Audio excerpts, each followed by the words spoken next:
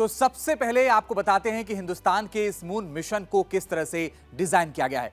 सबसे पहले चंद्रयान 3 की खासियत देखिए। दरअसल 3,900 किलोग्राम वजन के इस यान को बनाने में 615 करोड़ रुपए खर्च हुआ। चांद तक पहुंचने के लिए यानी 3,84,000 किलोमीटर की दूरी यह करीब 42 दिन में पूरा करेगा। 14 जुलाई को शुरू हुआ यह मिशन अब जल्द पूरा होने वाला है, जो भारत को दुनिया में स्पेस पावर के रूप में स्थापित कर देगा।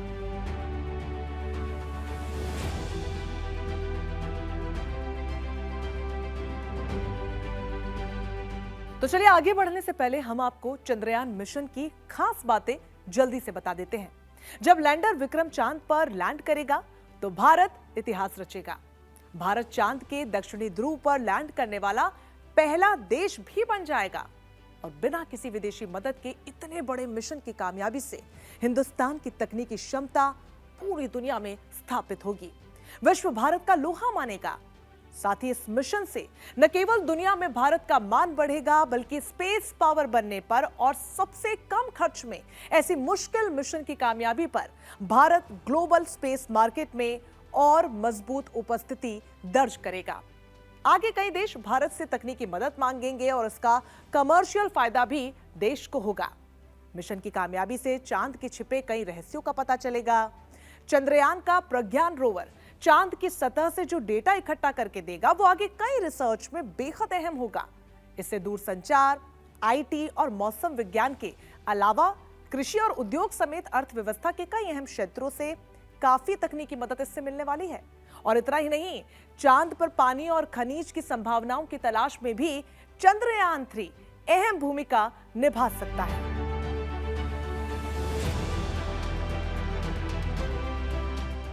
आपने सुना होगा कि लोग जब किसी जटिल या कठिन सब्जेक्ट की बात करते हैं तो अक्सर वो रॉकेट साइंस का उदाहरण देते हैं, लेकिन चंद्रयान 3 में जो रॉकेट साइंस इस्तेमाल हुआ है उसे हम आपको बिल्कुल आसान भाषा में समझा देते हैं। बस आपको इतना सा करना है कि इस पूरे कार्यक्रम में हमारे साथ बने रहिए, ताकि आपको पूरे चंद्रयान 3 की पूरी प्रक्रिया ठीक से समझ में आ जाए। किसी भी स्पेस मिशन में सबसे पहले बात आती है रॉकेट यानी लॉन्च व्हीकल की। तो चंद्रयान 3 में जो लॉन्च व्हीकल यूज किया गया है उसका नाम है LV-M3M4। इस रॉकेट को पहले GSLV-MK3 नाम के साथ भी जाना जाता था। चंद्रयान 2 भी इस लॉन्च व्हीकल से लॉन्च किया गया था। रॉकेट का काम होता है किसी सैटेलाइट या स्पेसक्राफ्ट को अंतरिक्ष में पहुंचाना। रॉकेट का काम खत्म होने के बाद यह वापस धरती पर गिर जाता है। चंद्रयान 3 की तकनीकी विशेषता की बात करें तो LV-M3 के लिफ्ट ऑफ के लिए 2 S-200 ठोस रॉकेट बूस्टर का इस्तेमाल करता है। S-200 को विक्रम साराभाई अंतरिक्ष केंद्र में ही विकसित किया गया था। साथ ही 115 टन का लिक्विड रॉकेट ईंधन L110 भी अटैच है। इसके साथ ही C-25 high thrust cryogenic upper stage 28 ton liquid oxygen और लिक्विड हाइड्रोजन चंद्रयान के लैंडर, रोवर और प्रोपल्शन मॉडल में लगा है, जो अब तक की सबसे बेहतर टेक्नोलॉजी है।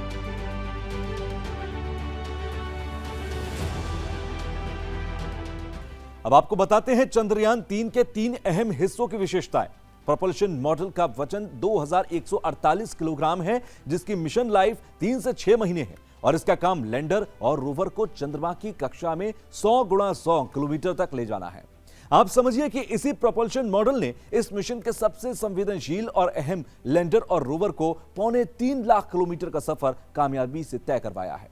लैंडर विक्रम का वजन 1726 किलोग्राम का है, जिसकी मिशन लाइफ एक लूनर डे यानी कि 28 अर्थ डेज के बराबर है, यानी कि चांद का एक दिन धरती पर करीब 28 दिनों के बराबर होता है। और तीसरा रोवर प्रज्ञान, जिसका वजन महज 26 किलोग्राम और इसका मिशन लाइफ भी एक लूनर डे है। चंद्रयान का यही वो सबसे अहम हिस्सा है जो चांद की सतह पर चलकर डेटा इकट्ठा करेगा। इसमें सोलर पैनल लगे हुए हैं और यह सिर्फ लैंडर विक्रम से ही कम्युनिकेट करेगा। लैंडर इस डेटा को इसरो तक पहुंचाएगा। अब जानिए यह मिशन कब और कैसे लॉन्च हुआ। 14 जुलाई को श्रीहरिकोटा के सतीश धवन स्पेस सेंटर से चंद्रयान दोपहर 2:35 पर लॉन्च हुआ। 5, 4, 3, 2, 1, 0।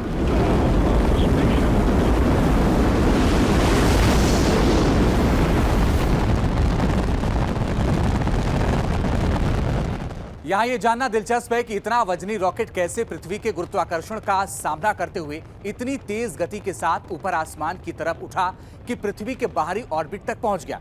दरअसल इसके लिए जब रॉकेट लॉन्च होता है तो ईंधन चालू होते ही आग की लपटें, गर्म धुआं और गर्म गैस भारी मात्रा में छोड़ना शुरू करता है, जो रॉकेट के फ्यूल को जलाने से निकलता है। रॉकेट के ईंधन से निकलने वाला धुआं नीचे जमीन की ओर धकेलता है। इसकी प्रतिक्रिया में रॉकेट तेजी के साथ आसमान की तरफ उठता है। अब इस मिशन का अगला पड़ाव जानिए। 16 मिनट के सफर के बाद रॉकेट ने चंद्रयान को पृथ्वी की बाहरी कक्षा में पहुंचा दिया है, जो कई चरणों में पूरा हुआ। इसके लिए रॉकेट बूस्टर S-200, फिर L-110 लिक्विड स्टेज इंजन, फिर क्रायोजेनिक इंजन ने बारी बारी से अपनी भूमिका निभाई।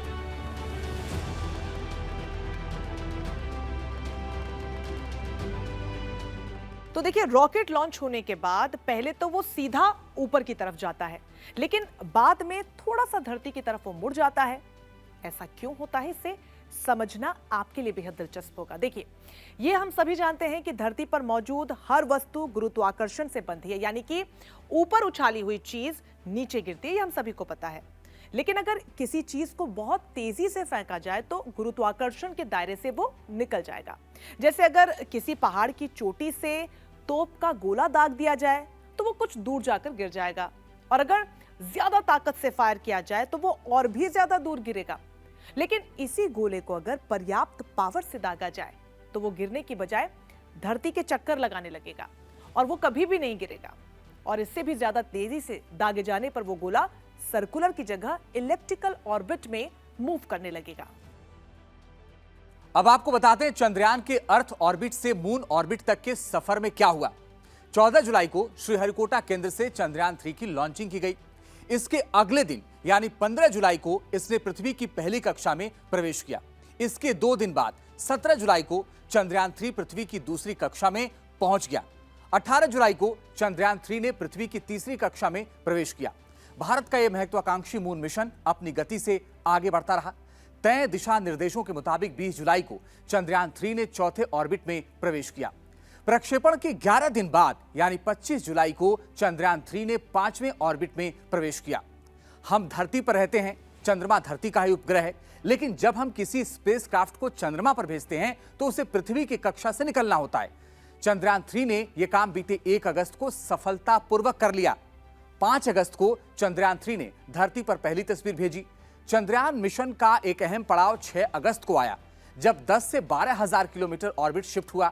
फिर 3 दिन बाद 9 अगस्त को 4 से 5,000 किलोमीटर ऑर्बिट शिफ्ट प्रक्रिया पूरी हुई। 14 अगस्त को ऑर्बिट बदलाव किया गया। 15 अगस्त को चंद्रयान 3 ने धरती पर दूसरी तस्वीर भेजी। 16 अगस्त को चंद्रयान 3 के करीब पहुंच गया। 17 अगस्त को चंद्रयान 3 मिशन में एक अहम दिन था, जब प्रोपल्शन से लैंडर मॉड्यूल अलग हो गया। 18 अगस्त को चंद्रयान ने सबसे करीबी ऑर्बिट में प्रवेश किया। 20 अगस्त को लैंडर चांद के बेहद करीब पहुंच गया। और अब 23 अगस्त सबसे निर्णायक तारीख है, जब चंद्रमा पर चंद्रयान की लैंडिंग होनी है।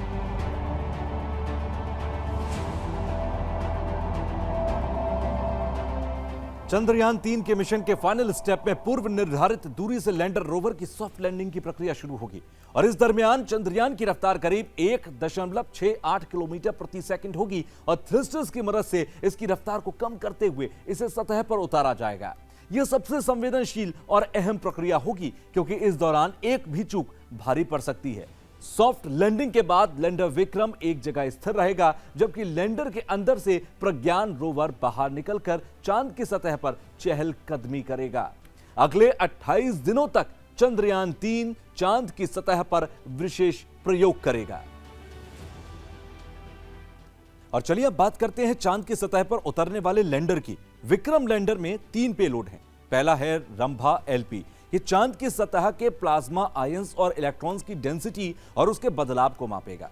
चूंकि चांद पर वातावरण नहीं है, इसीलिए लगातार सूर्य के रेडिएशन पड़ने की वजह से चांद की सतह जल चुकी है। वहां के प्लाज्मा की स्टडी का विशेष महत्व है। दूसरा पेलोड है चंद्रमा के सरफेस के थर्मोफिजिकल एक्सपेरिमेंट से जुड़ा हुआ, यानी कि चंद्रमा की सतह पर तापमान का अध्ययन किया जाएगा। जबकि तीसरा पेलोड लैंडिंग साइट पर भूकंप की संभावनाओं समेत अन्य वैज्ञानिक रिसर्च पर फोकस करेगा। अब ये सारे रिसर्च जो हैं ये चांद पर जीवन है या नहीं, या पानी की मौजूदगी है या नहीं, या जीवन कितना इंपॉर्टेंट होगा, इन सारी चीजों पर बात करेगा। जबकि प्रज्ञान रोवर में 2 पेलोड हैं। पहला चंद्रमा की सतह पर केमिकल और मिनरल का अध्ययन करेगा, जबकि दूसरा पेलोड मिट्टी और चट्टानों की संरचना का भी अध्ययन करेगा।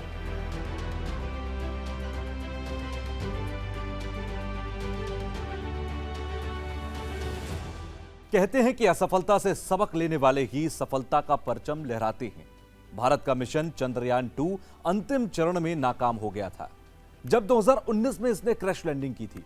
इसी के मद्देनजर चंद्रयान 3 में जरूरी सुधार किए गए। एक दिलचस्प बात यह भी है कि चंद्रयान 2 में हम मंजिल से 1 कदम दूर रह गए थे, लेकिन उसका ऑर्बिटर अभी भी काम कर रहा है। इसीलिए चंद्रयान 3 में ऑर्बिटर नहीं है, वो चंद्रयान 2 के ऑर्बिटर से ही काम लेगा।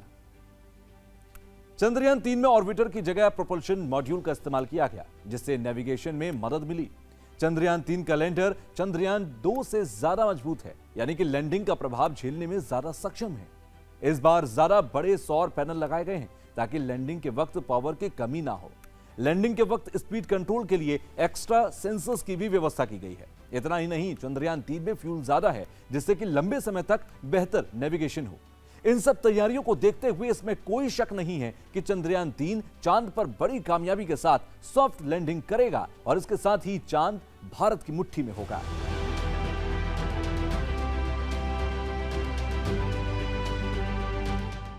चंद्रयान 3 चांद के दक्षिणी ध्रुव पर उतरने वाला पहला मिशन है। ये स्पेस में भारत के बढ़ते कदमों का ज्वलंत प्रतीक है। चंद्रयान 3 सिर्फ एक स्पेसक्राफ्ट नहीं, बल्कि अंतरिक्ष में आत्मनिर्भर भारत की वैज्ञानिक क्षमता और शक्ति की एक नई पहचान है। चंद्रयान 3 भारत की अंतरिक्ष क्रांति का वो सफल और सुनहरा अध्याय साबित होगा, जिसकी चमक चांद से भी ज्यादा होगी।